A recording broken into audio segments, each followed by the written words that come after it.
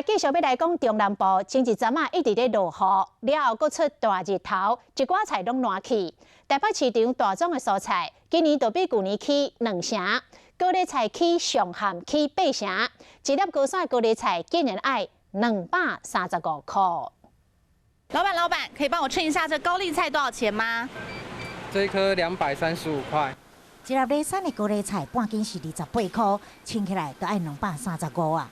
不只是高丽菜，这所有其他菜类嘛拢变贵啊。平常卖30块左右嘛，现在都到40多。超贵的，还是得买，没办法，只能挑便宜一点的。之前是1把35，然后3把100，然后这2天就是1把40块，所以有涨幅比较大。想要食青菜，记得爱加付挂。像农产品批发市场交易行情站查一个菜市行情，嘛发现台北市场大宗的边金菜价，今年1公斤是28块4，比去年1公斤23块2，是加22.2%，起2成。高丽菜价佫起愈多，转台市场的边金价，今年1公斤是18块3，比去年1公斤10块2，加80.4%，起8成。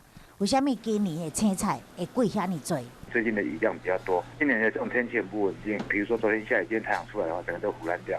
KO 果菜市场总经理蔡建文也佫讲，因为风台，南投翠峰村崩山，真侪高丽菜我都栽落来。未来7天内，果山高丽菜也佫有起的空间。